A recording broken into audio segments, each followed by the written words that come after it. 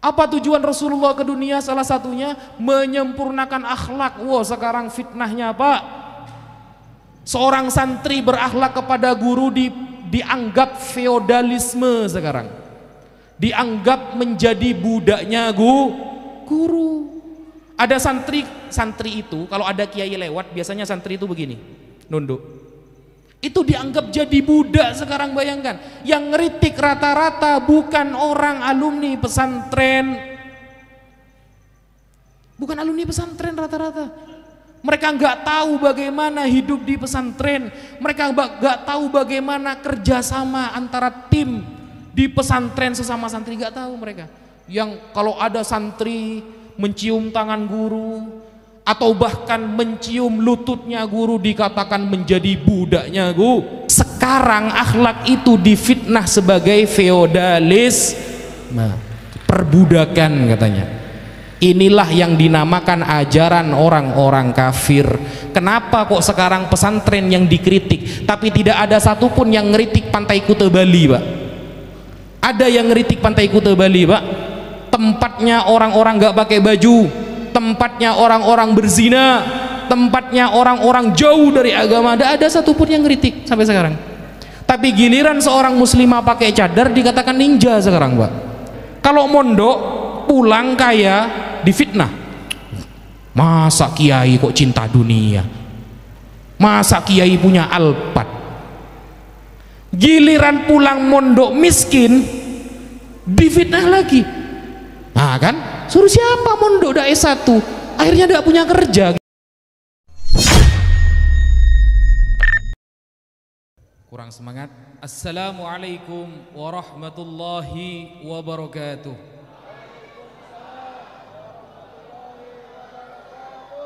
Alhamdulillah wassalatu wassalamu ala rasulillah Sayyidina Muhammad bin Abdillah wa ala alihi wa sahbihi wa man walah, amma ba'd. Yang saya muliakan, yang saya hormati seluruh jami'il muslimin wal muslimat, wa nakhussu bidzikr kepada seluruh para habaib, para pengurus Masjid An-Nadwa, para alim ulama, para kiai, wa nakhussu bidzikr Kiai Haji Dedi Wahyudi, dan yang saya muliakan Bapak Haji Sayadih DKM Masjid Jami' An-Nadwa, dan yang saya hormati Kiai Haji Ali Halim LC, Ketua RW 07 Pondok Kopi, dan yang saya hormati Kiai Khuwailid, dan yang saya hormati Bapak Haji Munawih Ali, dan yang saya hormati Haji Ardi, dan di sini juga dihadiri salah satu dari habaib Habib Zain dan Habib Yahya, dan seluruh para alim ulama, para tokoh masyarakat, para sesepuh yang gak bisa saya sebutkan satu persatu tanpa mengurangi rasa hormat al-fakir kepada panjenengan semua. Alhamdulillah, pada malam hari ini Al-Fakir diberikan amanah oleh Majelis Kepengurusan Masjid Jami' An-Nadwa untuk menyampaikan hal-hal yang berkaitan dengan Rasulullah sallallahu alaihi wasallam. Di zaman ini perlu kita mengetahui seperti apa biografi Rasulullah secara detail. Banyak dari umat Islam yang mengaku cinta kepada Nabi, semangat menghadiri maulid Nabi, semangat bersolawat, semangat mendengarkan ceramah agama, tetapi sedikit dari mereka yang tahu apa kebiasaan atau bahkan yang disukai oleh Nabi Muhammad SAW. Misalnya, saya bertanya kepada bapak-bapak, ibu-ibu, siapa saja nama istri-istri Rasulullah? Saya yakin, seyakin-yakinnya bisa dihitung dengan jari. Tapi berbeda kemudian ketika saya bertanya siapa saja pemain sepak bola Manchester United, karena dunia sekarang sudah mulai terbalik, Pak.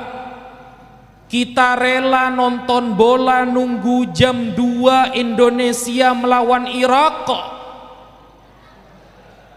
yang hasilnya ternyata 1-0, saudara. Rela nggak tidur demi sepak bola yang sudah dipastikan kita pasti kalah. Kenapa Indonesia selalu kalah? Karena kakinya nggak ada yang panjang seperti orang barat ya. Jadi nendang itu salah-salah terus, Pak.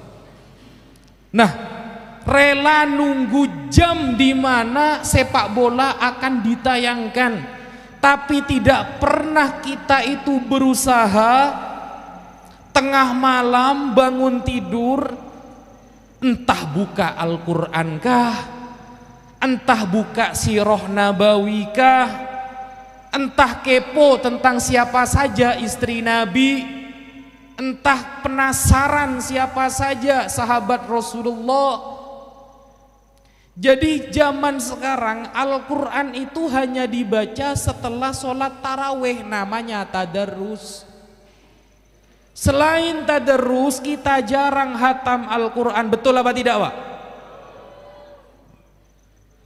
Kita umat Islam, KTP-nya Islam, bahkan ada dari kalangan Nahdlatul Ulama pengikut Kiai Haji Hashim Asy'ari dengan bangganya, Pak. Lalu tanyakan setahun berapa kali hatam Al-Quran? Tidak sama sekali. Itulah umat Islam yang perlu dibenahi pada zaman ini. Maka jangan heran kalau umat Islam berkumpul, berdoa bersama, gak pernah mustajab ya. Kita berdoa bareng, Pak, ya, gak pernah mustajab, susah banget dikabulkan. Karena di hari-hari biasa kita memang jauh dari Allah Subhanahu wa ta'ala. Padahal kalau kita baca Al-Quran itu, Pak, satu-satunya kitab suci yang dijamin oleh Allah sampai hari kiamat akan dijaga maknanya, akan dijaga kertasnya, akan dijaga isinya. Maka ketika Al-Quran di dunia dibakar, semua Al-Quran dibakar, secepat kilat Allah akan mengadakan lagi Al-Quran tersebut, karena banyak yang hafal Al-Quran. Nah, sekarang orang yang hafal Al-Quran sudah mulai sedikit.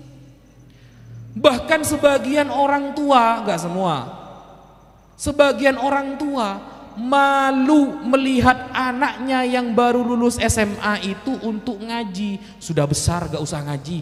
Lah kok terbalik? Biasanya semakin besar semakin wajib mengaji. Dulu di zaman saya kelahiran tahun 96, Pak. Umur saya 28 sekarang. Nah, dulu di zaman saya SD, saya lulus SD kelas 6 itu 2007. Dulu di zaman SD itu, anak SMP, SMA itu kalau ba'da maghrib, meskipun gak ngaji di musola, di rumahnya dijaga oleh orang tua, nggak boleh nonton TV. Ba'da maghrib itu seakan-akan dulu itu haram nonton TV, harus baca Al-Quran. Dulu saya ingat dulu tahun 2007 saya, Pak, dulu kalau talaffuz baca Quran kepada ayah, salah bilang dot saja, ihdinas siratal mustaqim siratal ladzina an'amta alaihim ghairil maghdu, kurang dot kurang ditampeleng saya dulu, Pak, sama ayah. Di depan santri saya dia tampeleng, bayangkan. Apa gak malu waktu itu? Tapi sebab tampelengan ayah ini, alhamdulillah Allah takdirkan saya ketemu sama jenengan sekarang. Andaikan mungkin dulu gak ditampeleng, gak dipukuli oleh ayah saya, pulang maghrib, dulu kan di Jawa Timur ada musim namanya itu musim main layang-layang, Pak. Saya kalau main layangan itu dari ba'da subuh pulang ba'da maghrib, Pak. Itu pulang Jadi di rumah itu ada sapu lidi. Sapu lidi di rumah bukan untuk nyapu Pak, untuk mukuli saya. Abah itu kalau mukul saya, sapu lidi tebal itu sampai habis dulu Pak. Kalau saya gak inget ngaji, gak inget menghafalkan bahasa Arab. Ada kitab namanya Sorof kuning, ada sekitar 60-100 halaman. Dulu ayah saya bilang gini, kamu harus hafal 2 minggu, gak hafal saya pukuli kamu. Jadi dulu saya menghafalkan ilmu-ilmu agama karena takut. Tapi saya pikir-pikir sekarang, andaikan orang tua saya nggak gitu dulu, mungkin saya duduknya di pinggir jalan atau di diskotik Pak. Andaikan orang tua saya dulu tidak keras mendidik saya, mungkin saya sekarang nggak bisa kumpul dengan orang-orang soleh. Andaikan dulu orang tua saya tidak mendidik saya secara tegas, kalau sekarang dilaporkan polisi Pak. Gak jarang anak sekarang ada kabar melaporkan polisi orang tuanya. Kenapa? Karena orang tuanya mukul anaknya, anaknya gak terima, ngurusi surat ke polisi, dilaporkan ke polisi. Orang tua Pak. Sampai ada orang tua yang dibunuh anaknya, ada apa tidak? Ada. Gara-gara anaknya mau top up game, gak boleh sama ibunya, gak dikasih uang. Mau main game kan harus top up uang tuh, gak dikasih, ibunya dibakar. Bayangkan di zaman ini ada. Bahkan Bekasi samping dan Jakarta, ini Jakarta kan termasuk kota yang banyak terjangkit HIV. Na'udzubillah min dzalik. Na'udzubillah, semoga kita dijaga sama keluarga kita Pak.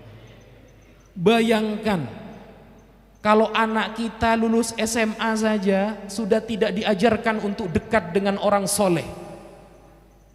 Boleh sekolah setinggi apapun boleh Pak.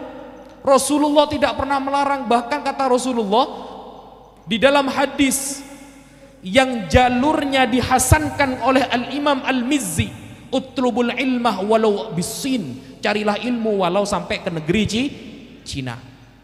Kalau nyari ilmu setinggi-tingginya boleh, tapi syaratnya satu, jangan jauh-jauh dari orang soleh, jangan jauh dari ulama. Nak, kamu S1 boleh, S2 boleh, S3 apalagi, tapi ingat jangan pernah jauh dari orang-orang soleh, karena kita ditakdirkan imannya itu kadang ke atas kadang ke bawah. Beda sama para nabi. Kalau para nabi semakin diuji oleh Allah semakin kuat imannya. Kalau kita 1 tahun lancar rezeki 8 bulan, kena 1 bulan dagangan gak laku, itu sudah ngeluh kesana kemari Pak. Betul apa tidak? 8 bulan kita jualan laku. 1 bulan kita seret, gak ada orang beli dagangan kita, itu ngeluhnya sudah kemana-mana Pak. Lupa mensyukuri yang 8 bulan yang lalu. Betul apa tidak? Banyak sekarang seperti itu. Mintanya itu penjualan terus naik. Kalau ada orang jualan terus naik, gak ada bangkrut-bangkrutnya, gak pernah dapat cobaan sama sekali, itu namanya Qarun dan Fir'aun. Hanya Qarun dan Fir'aun yang gak dapat cobaan Pak. Bahkan Fir'aun dalam riwayat gak pernah sakit Fir'aun itu. Kita sakit sedikit saja sudah nyari bodreksin kalau panas Pak. Kita kalau pusing nyarinya ultraflu. Padahal di dalam kitab-kitab para ulama disebutkan sakitnya orang yang sabar dari seorang muslim itu mengurangi dosa-dosanya. Coba kalau kita berpikir sedikit, ya Allah, selama 1 tahun saya hanya seminggu engkau kasih sakit. Kalau ulama itu curiga Pak. Kenapa? Jangan-jangan dosa saya nanti dibalas di akhirat. Maka para ulama kalau sakit gak pengen cepat sembuh dulu sebagai penebus dosa. Hitung-hitung kalau kita baca istighfar gak pernah husuk Pak. Kita kalau baca Allahu Akbar, sholat Allahu Akbar, takbir pertama bukan Allah yang diingat, angsuran bulan depan belum bayar gitu. Nah itu kita hitung-hitung, karena istighfar kita jarang, maka Allah mencabut dosa kita dengan cara kita sakit. sakit. Makanya para ulama kalau sakit itu bilang alhamdulillah, berarti ada dosa saya yang Allah angkat begitu. Bukan sakit malah ngeluh ke sana, ngeluh ke sana, ngeluh ke sana. Seolah-olah sakitnya lebih lama daripada sehatnya. Gak sadar kalau dia banyak dosanya. Allah itu seolah-olah husnudzon terus. Gak ada baiknya sama sekali Allah itu. Ada tetangga beli mobil, kita hanya bisa beli motor, suudzon lagi. Seolah-olah menentang apa yang telah diberikan oleh Allah.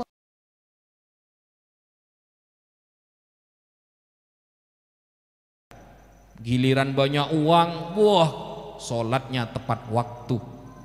Giliran uang gak ada, sholatnya ditinggalkan. Nah itu kan kita, iman kita itu kadang ke atas, kadang ke bawah. Nah, maka caranya agar kita istiqomah imannya tetap harus selalu dekat dengan orang soleh. Kalau dekat sama orang soleh, para ulama, kita mau maksiat itu malu Pak, kalau sering ketemu. Kalau sering ketemu, sering kumpul dengan orang soleh, orang baik, akhirnya daya positif yang ada dalam tubuh orang soleh itu menyalur ke diri kita. Akhirnya menjadi karakter. Sama seperti orang yang rusak pergaulannya. Kenapa kok rusak pergaulan? Karena kumpulnya dengan orang yang rusak. Daya negatifnya terus nyambung ke kita sampai menjadi sebuah karakter. Kalau sudah jadi karakter itu sulit cara nyembuhkannya. Kalau kumpul dengan orang-orang baik, orang ahli ibadah, orang suka belajar ilmu yang dibicarakan selalu kebaikan, maka otomatis daya positif itu akan tertarik kepada kita. Kita nggak suka gibahin orang, akhirnya nggak suka fitnah orang. Kita akhirnya lebih suka cerita tentang Nabi. Bayangkan, dzikrus sholihin tanzilur rahmah, menyebutkan nama orang soleh saja itu bisa menurunkan rahmat, apalagi kumpul. Kalau cerita orang soleh saja bisa menurunkan rahmat Allah, apalagi kumpul dengan orang-orang soleh. 40 hari Imam Al-Ghazali di dalam kitabnya Ihya'u Ulumuddin menyampaikan 40 hari saja kita tidak pernah memandang wajah orang soleh, akan ada satu titik kemunafikan di hati kita. 40 hari Pak, 40 hari kita nggak pernah memandang wajah orang soleh, tidak pernah ketemu orang baik, orang yang taat kepada agama, maka satu titik kemunafikan muncul, apalagi sampai bertahun-tahun. Makanya jangan heran kalau ada nasihat kita itu masuk kuping kanan, keluar kuping kiri. Semangatnya ketika di masjid saja, siap kumpul dengan orang soleh, siap gitu, takbir Allahu Akbar, pulang nggak ada wes, nggak ada gitu. Cuma semangatnya di sini saja. Kenapa? Terlalu banyak kumpul dengan orang-orang yang negatif, sehingga daya serapnya lebih banyak buruknya. Kita kalau nggak dompleng kepada para ulama nggak bisa Pak. Apa yang mau kita andalkan? Sholat, kita sholatnya telat-telat. Sodakoh nggak bisa. Apa yang mau kita andalkan? Wiritan, nggak ada yang istiqomah. Nggak ada yang istiqomah. Apa yang kita istiqomah? Zikiran, nggak ada. Nggak ada. Sudah ada istiqomah, sekali doa minta langsung dikabulkan. Itulah kita.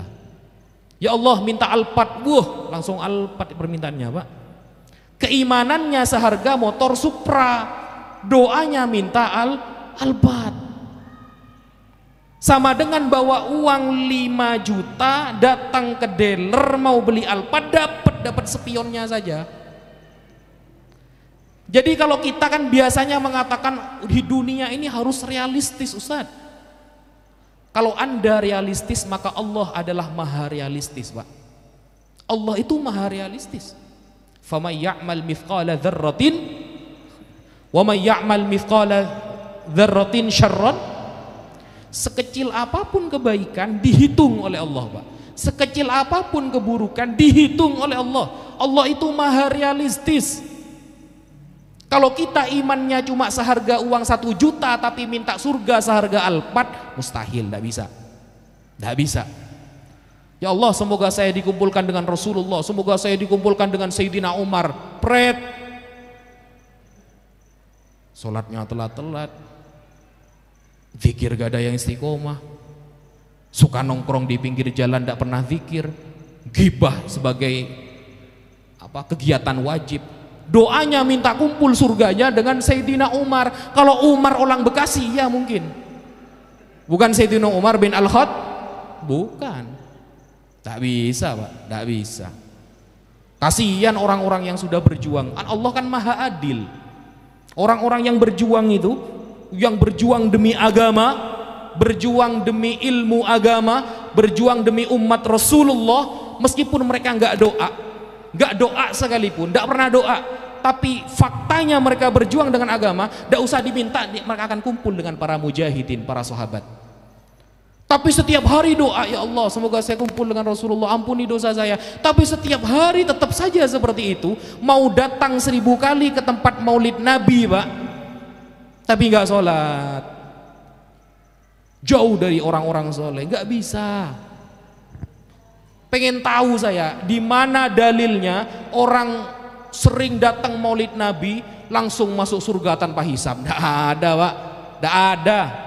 Tidak ada dalilnya. Cari dalil itu sampai Dajjal keluar 2 kali, gak ada gitu. Sampai tidak usah doa sudah. Sholat lancar, istiqomah, sholawat lancar, zikir lancar, gak usah doa sudah. Tidak usah diminta, langsung kumpul. Karena orang yang gak VIP di dunia tidak mungkin VIP di akhirat Pak. Kalau Anda pengen VIP di akhirat, maka jadilah orang yang VIP di dunia. Dan ingat tujuan Rasulullah diutus ke dunia apa? Liutammima makarimal akhlak. Liutammima makarimal akhlak. Kita hafal hadisnya. Apa tujuan Rasulullah ke dunia? Salah satunya menyempurnakan akhlak. Wah, sekarang fitnahnya Pak, seorang santri berakhlak kepada guru dianggap feodalisme sekarang. Dianggap menjadi budaknya guru. Ada santri itu kalau ada kiai lewat biasanya santri itu begini, nunduk. Itu dianggap jadi budak sekarang. Bayangkan, yang ngeritik rata-rata bukan orang alumni pesantren, bukan alumni pesantren rata-rata. Mereka nggak tahu bagaimana hidup di pesantren, mereka nggak tahu bagaimana kerjasama antara tim di pesantren sesama santri, nggak tahu mereka. Yang kalau ada santri mencium tangan guru atau bahkan mencium lututnya guru dikatakan menjadi budaknya guru. Dulu Rasulullah Sallallahu Alaihi Wasallam ada seorang laki-laki yang bernama Addas. Addas ini orang di daerah tempatnya Nabi Yunus, dekatnya Sungai Tigris. Tahu Sungai Tigris Pak? Condet Pak, ke selatan, Timur Tengah Pak. Saya tidak pernah ke sana juga soalnya, saya nggak tahu gitu. Karena kagum kepada ilmu yang diterangkan oleh Rasulullah, ada seorang budak. Ketika dijelaskan dari mana kamu wahai Addas, dari tempat sama seperti Nabi Yunus alaihissalam. Akhirnya Rasulullah menceritakan secara detail cerita Nabi Yunus. Addas seorang Kristen yang mendengarkan keterangan Rasulullah sangat kagum sampai mencium kaki Rasulullah. Apakah Rasulullah mengatakan itu feodalisme? Enggak. Apakah Rasulullah mengatakan jangan ini budak ini jangan? Ya, enggak.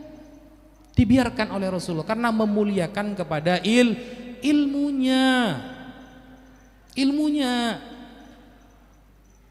Jadi nanti di akhirat yashfa'u yaumal qiyamah,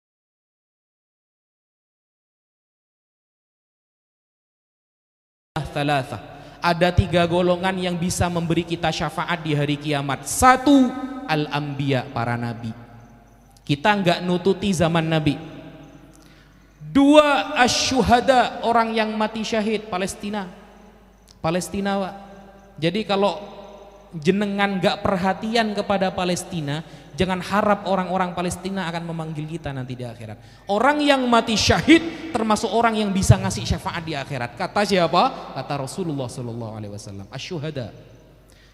Makanya Rasulullah mengatakan, man lam yahtam bi amril muslimin falaisa minhum. yang gak perhatian kepada urusan umat Islam bukan termasuk umat Islam. Jadi kalau sekarang kita gak pernah doakan Palestina, gak pernah menyumbangkan apapun ke Palestina, walaupun hanya ketikan, walaupun hanya postingan di Facebook untuk membela Palestina, jangan harap nanti di akhirat orang-orang Palestina mengajak kita untuk ke surga, karena mereka punya hak untuk bisa mensyafaati. Yang kedua. Yang ketiga, siapa yang bisa memberikan syafaat di hari kiamat? Al-ulama. Yang ketiga adalah para ulama. Karena para ulama adalah warathatul anbiya, pewaris para nabi. Kita nututi zaman nabi tidak, kita nututi syuhada jauh. Hanya satu yang bisa kita andalkan, yaitu para ulama. Kalau kita ada majelis ilmu, datang. Ada majelis sholawat, datang semangat, atau bahkan menyumbangkan meskipun hanya 1 dos aqua. Ya Allah, saya orang miskin, ya Allah, di sana ada majelis ilmu sebulan sekali. Saya niat sejak sekarang sampai majelis itu suatu saat berhenti, saya niat setiap sebulan sekali menyumbangkan air 1 dos saja untuk yang ikut majelis ilmu minum. 1 dos saja. Bisa jadi ketika sholat kita sudah gak diterima, semua ibadah kita gak diterima, bisa jadi itu yang menyelamatkan kita nanti. Bisa jadi itu. Karena gak ada ceritanya orang kesandung itu kepada batu yang besar, itu gak ada, Pak. Orang kesandung itu gara-gara batu yang kecil. Biasanya dosa yang kecil-kecil itu yang diremehkan, akhirnya numpuk, akhirnya besar. Karena sudah jadi istiqomah. Nah, Rasulullah itu tujuannya akhlak kepada orang tua ada, akhlak kepada guru ada, akhlak ketika tidur ada, akhlak masuk kamar mandi ada, semuanya lengkap. Islam itu ngajari dari bangun tidur sampai tidur lagi. Masuk ke kamar mandi harus pakai kaki. Siapa bilang kanan tadi? Pakai kaki. Membaca. Bah, kok basmalah? Gak boleh baca basmalah, Pak. Aduh, ini tidak pernah doa kayaknya ini. Kalau ke kamar mandi tidak boleh baca basmalah. A'udzubillah minasyaitonirrajim. Gimana? Doa masuk kamar mandi gimana, Pak? Allahumma inni a'udzubika minal khubuthi wal. Akhlaknya pakai kaki kiri, Pak. Keluar pakai kaki kah? Alhamdulillahilladzi adhaba anni adza wa afani. Atau riwayat dari Sayyidah Aisyah, ghufranaka. Nah, ada caranya. Tidur. Dalam Islam tidur itu, lampu itu sunnah dimatikan. Kenapa? Daya energi lampu ini berbahaya ketika kita tidur. Makanya dalam Islam kalau bisa lampu kamar itu dimatikan. Semuanya diatur, bahkan cara minum, Mbak. Apa kata Rasulullah? Musulma masson wala ta'ubbu abban fa innal kubada minal abbi. Kalau minum jangan cepat-cepat glek. Kenapa? Karena minum yang seperti itu, kata Rasulullah, menyebabkan penyakit liver, penyakit dalam. Jadi kalau ada orang punya penyakit dalam, penyakit liver, jantung dan lain sebagainya ini, gara-gara kalau minum seperti itu, glek. Kata siapa? Kata Rasulullah. Mungkin ada yang sehat, ada yang enggak. Yang enggak sehat itu berarti jantungnya, livernya enggak kuat, sehingga kena benturan air, akhirnya jadi penyakit liver. Kata siapa? Kata Rasulullah, ada caranya. Makanya minumnya itu pelan-pelan, Rasulullah. Berakhlak kepada guru ada juga, Pak. Dulu Kiai Haji Hasyim Asy'ari, tahu Kiai Haji Hasyim Asy'ari? Pendiri Nahdlatul Ulama. Dulu beliau pernah mondok di pesantrennya Syekhona Khalil Bangkalan. Ketika beliau mondok, lalu lulus dari pesantren itu, beliau mondok di Mekah Al-Mukarramah. Kemudian Kiai Haji Hasyim Asy'ari pulang dari Mekah, ternyata terkenal alim, terkenal menjadi ulama, ahli dalam segala bidang ilmu. Pulang dari Mekah ke Indonesia, gantian Syekhona Khalil datang untuk mau berguru kepada Kiai Haji Hasyim Asy'ari.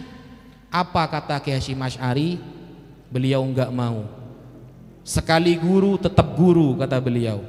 Bahkan ketika Syekhona Khalil datang ke kediaman beliau untuk belajar ilmu, Kiai Hasyim Asy'ari tidak mau. Kiai Syekhona Khalil, kata Kiai Hasyim Asy'ari, baju antum, makannya, tempat tidurnya semuanya sudah kita siapkan. Kiai Khalil Bangkalan tidak mau. Enggak, saya kesini ingin jadi santri antum karena antum sekarang sudah terkenal alim. Gantian, kalau dulu antum ngaji ke saya, sekarang saya ngaji ke antum. Akhirnya apa kata Kiai Haji Hasyim Asy'ari? Oh oke, kalau begitu saya sebagai guru antum mengatakan jangan makan di luar, saya yang nanggung makannya, yang mencuci bajunya saya, semuanya dari saya, bukan atas nama santri, atas nama guru. Saking dari saling menghormati. Begitu dulu Pak. Sahabat Abdullah bin Abbas, keluarga Rasulullah, bertemu sahabat Zaid bin Thabit. Zaid bin Thabit ini ulama dari kalangan sahabat. Ketemu Zaid bin Thabit, nyium tangan, sahabat Abdullah bin Abbas menurunkan beliau dari kudanya, kudanya dituntun. Saling menghormati sampai seperti itu. Sekarang akhlak itu difitnah sebagai feodalisme, perbudakan katanya. Inilah yang dinamakan ajaran orang-orang kafir. Kenapa kok sekarang pesantren yang dikritik, tapi tidak ada satupun yang ngeritik Pantai Kuta Bali, Pak? Ada yang ngeritik Pantai Kuta Bali, Pak?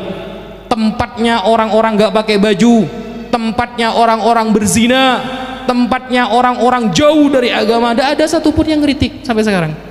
Tapi giliran seorang muslimah pakai cadar dikatakan ninja sekarang, Pak. Berarti yang gak pakai kerudung Tarsan, berarti kan gitu. Kan seperti itu. Nah sekarang kritikan itu ke pesantren. Dikit-dikit kiai disalahkan. Kiai dapat amplop, wah kiai ternyata kaya dari amplop.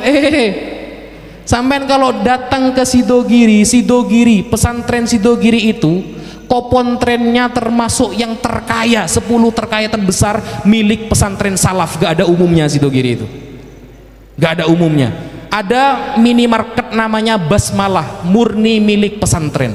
Ada aqua, air mineral namanya air santri, murni milik pesantren salaf, gak ada pelajaran umumnya. Tapi santrinya juga kaya raya semua.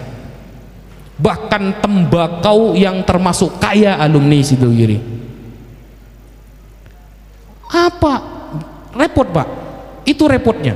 Kalau mondok pulang kaya difitnah. Masa kiai kok cinta dunia? Masa kiai punya Alphard? Giliran pulang mondok miskin difitnah lagi. Nah kan, suruh siapa mondok udah S1 akhirnya tidak punya kerja, gimana? Nah, serba salah sekarang saudara. Ada kiai punya Alphard salah dikira cinta dunia, ada kiai miskin salah gara-gara gak sekolah S1 S2 katanya, akhirnya tidak punya kerja. Kan serba salah sekarang, berarti serba salah. Itulah zaman fitnah. Maka satu-satunya cara menjaga keimanan kita agar istiqomah, jangan jauh-jauh dari orang-orang soleh. Rasulullah gak miskin, Pak. Rasulullah, saya paling menentang kalau ada orang yang mengatakan Rasulullah itu miskin. Rasulullah itu yang disedekahkan untuk perjuangan dengan sahabat, kalau di total tanahnya per tanah itu bisa hampir 25 miliar kalau dirupiahkan, Pak. Itu banyak tanah Rasulullah yang disedekahkan itu. Sampai ada orang kafir gak percaya, masa Muhammad ahli sodako? Dicoba sama orang kafir. Ata rojulun an Nabiya sallallahu alaihi wasallam. Suatu saat ada seorang laki-laki kafir datang ke Nabi, minta kambing, ngetes Nabi, minta kambing. Ya Nabi, saya minta kambingnya. Padahal orang kafir. Ternyata dikasih semua sama Nabi, Pak.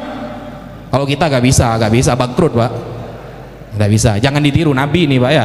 Nabi, jangan mentang-mentang, kan Nabi saya dikasih semua, lalu jenengan dikasih semua, akhirnya rezekinya gak balik, kamu marah-marah nanti. Jangan. Kalau Nabi settingannya dari dulu sudah seperti itu, baik terus gitu loh. Nah, dikasih semua sama Nabi. Apa kata orang kafir itu? Wallahi inna Muhammadan la yu'ti ata'an ma yakhaful faqra.